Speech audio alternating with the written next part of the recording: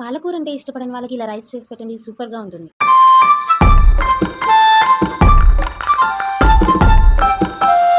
పాలకూర అంటేనే చాలా మందికి ఇష్టం ఉండదు. అసలు ఆకుకూరలు అంటే చాలా వరకు ఇష్టపడరు. ఇలా డిఫరెంట్గా చేసామంటే చాలా ఇష్టంగా తింటారు.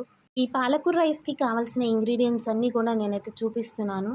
అండ్ చెప్పాలంటే కూడా చెప్తాను, చూసేయండి. పల్లీలు, జీలకర్ర అన్నీ ఇలా అక్కడ ప్లేట్లో ఏమైతే ఉన్నాయో అన్నీ కూడా చూపించాను. పాలకూర రైస్కి పాలకూర మెయిన్ కాబట్టి కొంచెం పాలకూర తీసుకొని అందులో పచ్చిమిర్చి వేసి మిక్సీ పట్టండి.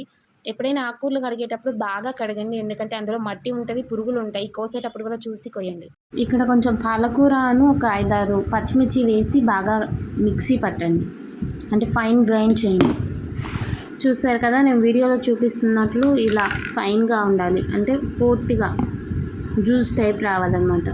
ఇప్పుడైతే కడాయి హీట్ చేసి అందులో 2 స్పూన్స్ నెయ్యి వేయండి. నెయ్యి వేసిన తర్వాత లవంగాలు అయితే యాడ్ చేయండి. అంటే నెయ్యి హీట్ అయ్యాక లవంగాలు యాడ్ చేసి తర్వాత ఇంకా పోపు దినుసులు అన్నీ వేసుకుందాం. జీలకర్ర, తాలింపు గింజలు, పల్లీలు, కరివేపాకు, ఇంకా నేనైతే జీడిపప్పులు వేస్తున్నాను. మీకు కావాలంటే ఇంకేదైనా కూడా యాడ్ చేసుకోవచ్చు.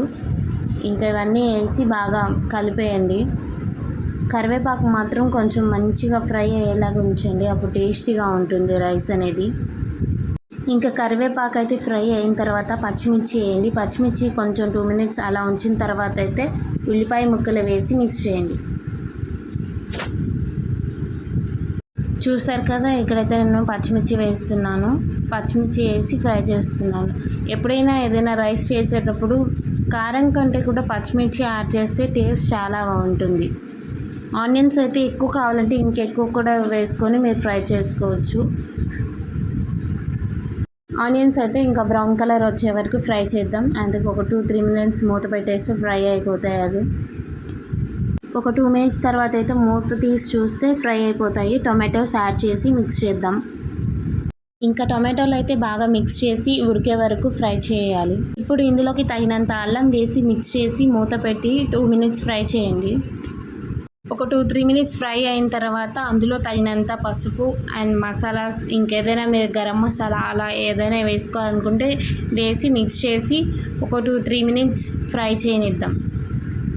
ఇలా అన్నీ కూడా మిక్స్ అయిన తర్వాత మనం ముందుగా మిక్సీ పట్టుకున్న పాలకూర ప్యూరీ ఉంది కదా, ఆ పాలకూర అయితే ప్యూరీ దీంట్లో యాడ్ చేసి బాగా మిక్స్ చేయండి.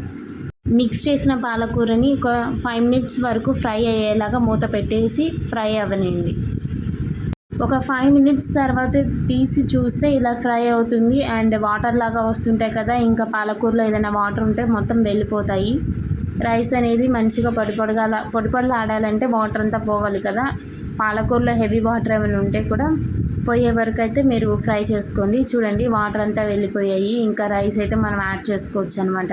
ముందుగా కడిగి పెట్టుకున్న బియ్యాన్ని అయితే వడకట్టుకొని పెట్టుకోవాలి. వడకట్టుకున్న బియ్యాన్ని అయితే ఇంకా దీంట్లో వేసేద్దాం. నేనైతే 2 గ్లాసెస్ రైస్ తీసుకున్నాను. సో 2 గ్లాసెస్ రైస్ కూడా దాంట్లో వేస్తున్నాను.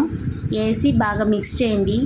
మొత్తం గ్రేవీ అంతా కూడా బాగా మిక్స్ అయ్యేలాగా కలపండి. ఒక 2-3 మినిట్స్ ఫ్రై చేద్దాం. ఫ్రై చేసి మూత పెడదాం.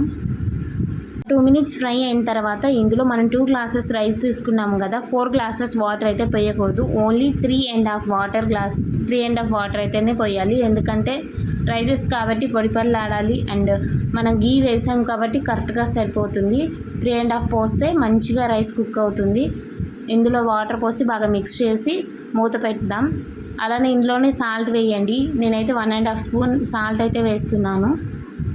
ఇంకా ఇందులోనే నేనైతే కొత్తిమీర అండ్ పుదీనా కూడా వేసి మిక్స్ చేసుకుని మూత పెట్టేస్తున్నాను. మూత పెట్టి దాని మీద ఏదైనా బరువు పెట్టండి, అప్పుడు ఎయిర్ అనేది పోకుండా మంచిగా కుక్ అవుతుంది.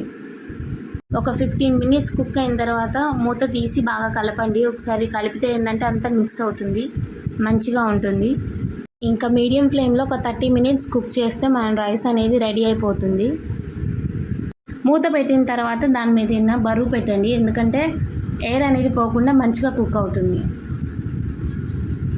నేనైతే ఇక్కడ ఒక డబ్బా పెట్టుకుంటున్నాను. ఆ డబ్బాలో మొత్తం కూడా వెయిట్ ఉంది, సో అందుకని పెట్టేస్తున్నాను. ఒక పావు గంట తర్వాత తీసి చూసి మిక్స్ చేస్తున్నాను అనమాట. మళ్ళీ ఒకసారి మిక్స్ చేసుకుంటే అది మంచిగా కుక్ అయిందా లేదా అనేది తెలుస్తుంది. ఇలా కుక్ అయిన తర్వాత మూత పెట్టేసుకుంటున్నాను. మళ్ళీ మూత పెట్టేసుకొని డబ్బా అయితే పెట్టేస్తున్నాను. ఒక 30 మినిట్స్ తర్వాత దాని మీద అయితే కొంచెం నెయ్యి వేద్దాం. నెయ్యి ఫ్లేవర్ చాలా బాగుంటుంది. అలానే ఒక నిమ్మకాయ ఉంటే నిమ్మకాయ పిండి వేసేయండి. ఇంకా మీకు కావాలనుకుంటే కొత్తిమీర ఇవన్నీ కూడా పైన గార్నిష్ చేసుకోవచ్చు. 2 మినిట్స్ ఉంచి సర్వ్ చేసుకోవటమే. కమ్మగుందా?